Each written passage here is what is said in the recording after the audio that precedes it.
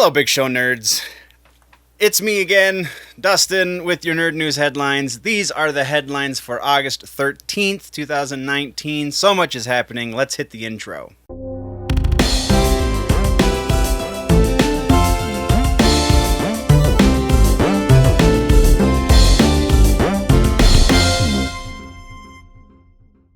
Jumping into TV news, this is going to be a shorter episode, just not a whole lot happened in the last few days, but TV news, we do have a couple of interesting bits. First of all, we got another trailer for Season 10 of The Walking Dead, and in that trailer, we hear Carol and Daryl talking about Maggie. Now, is this going to bring back Maggie? Are we going to see Maggie in Season 10? As I have said in the past, I would be surprised if she has any major part in Season 10, but I do think they'll probably bring her in, at least in a sort of walk-on kind of situation.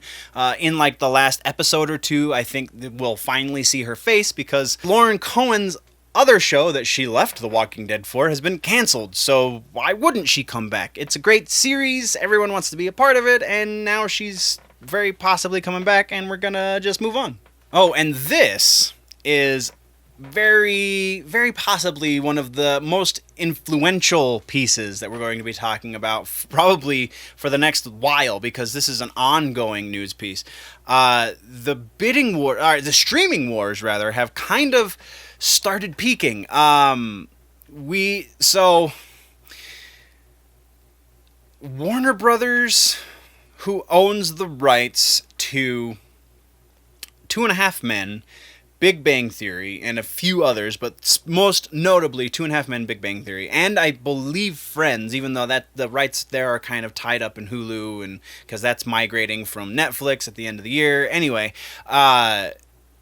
they're now opening up the bidding to other streaming platforms, potentially for 2.5 Men and Big Bang Theory, and then again, there's like 2 or 3 other shows, and it's getting heated.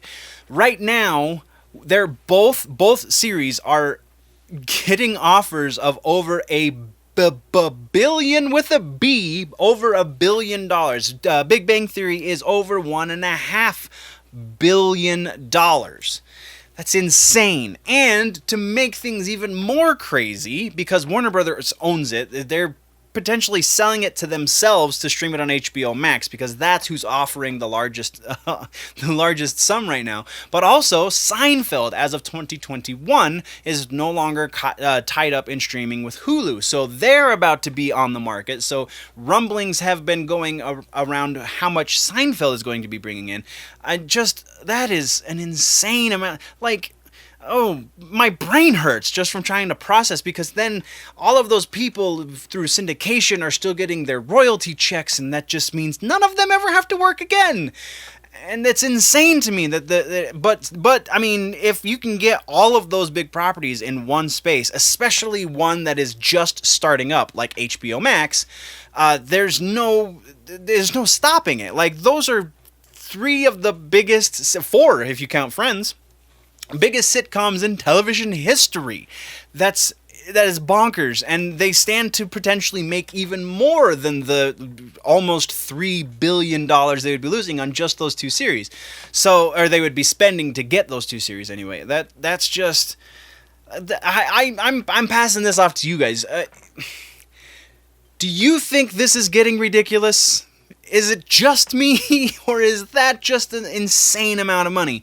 Let's have that conversation down in the comments, but now let's talk about movies. And first, in movies, we're talking about an update for the A Quiet Place sequel, Quiet Place 2, which still, we don't know if that's what they're calling it, that's just the working title, but Brian Tyree Henry, who I'm pretty sure we talked about as being cast for the movie, is no longer going to be in the movie. There were scheduling conflicts, he had to back out, but in his place, probably one of the better choices that they've made, and they've only made the one that I'm aware of, is that Djimon Hounsou has been cast to replace Brian Tyree Henry.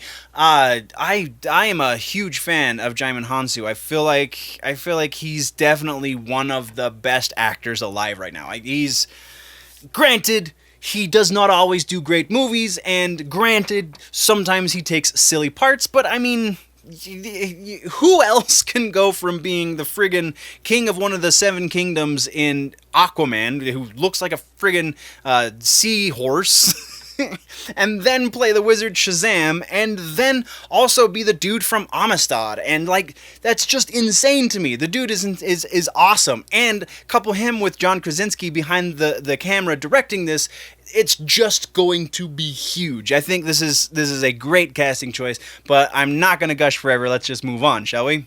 And we're going from a really high to kind of a low, because this is a follow-up on the Doctor Doom that we've been following with Noah Hawley, the guy who brought us Legion that just came to an end. In an interview recently with Deadline, since the end of the final season of Legion, he said that Legion's done, and now Doctor Doom is done, so I'm going on vacation, because I've never really done that before, so I'm going to do it.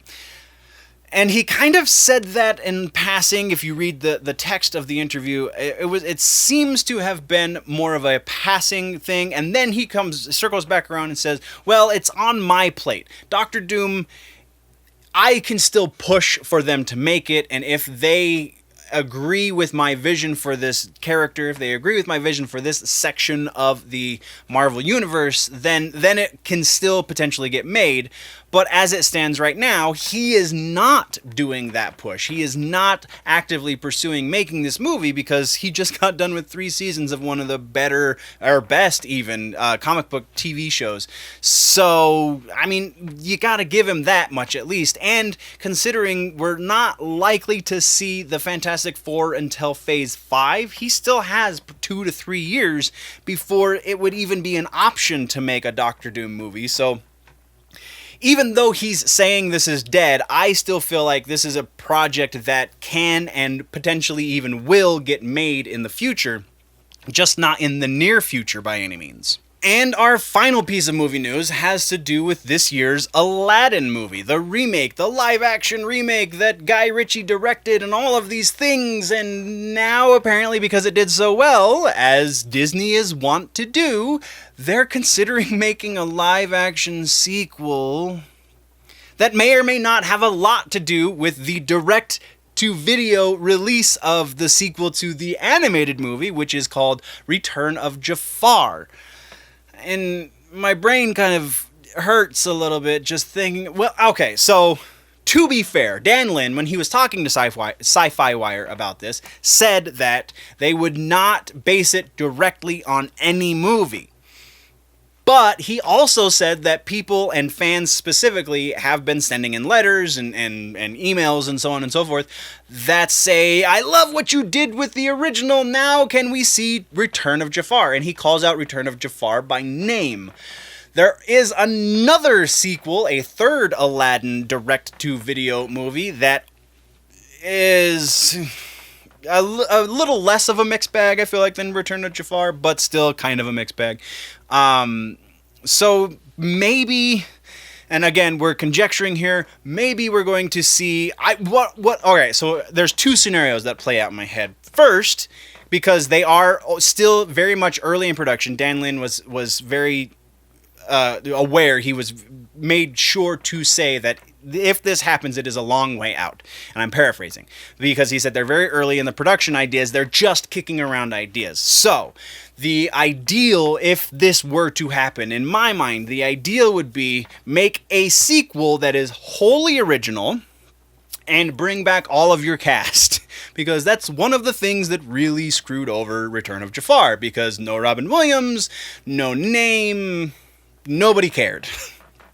But if you can do that, if you can do something that is wholly original, don't touch Return of Jafar, don't touch whatever they called the third one, just do something that expands on what's there in a more 2019, it's probably 2020, 21 by the time it comes out, 2020, 21 kind of way, something that is more modern and don't get stuck in the 90s. Yes, that was a great launching pad. That was a great place to start. But don't follow the same pattern you followed back in the 90s, because then it's going to be diminishing returns and nobody's going to care again. Or the more, and this one, I don't know how much more, but I do feel like it's more likely. What's more likely is they're going to make something that is kind of original, but still has a lot of flavor of Return of Jafar and a lot of flavor of the second sequel, and then that's where it ends. That's how it drops until they need to re-up the IP again in like 15 years or whatever it is, and we'd go through all of this all over again. But that's just kind of where I'm thinking. What do you guys think? What would you like to see, and what do you think they're going to do with a sequel for Aladdin? Let's talk about that one as well. And that does it for this episode of Headlines Nerds. Thank you very much for joining me in these twice weekly episodes. What did I miss? What should we talk about in the next one? Let me know in the comments down below. For more in-depth conversation on these nerdy bits, plus a lot more nerdy action, then you can join me on my personal YouTube channel, Generally Nerdy. But don't forget to like, subscribe, and share on all of the Big Show Entertainment Media platforms. And tune in next time for all that's happening across the nerd world.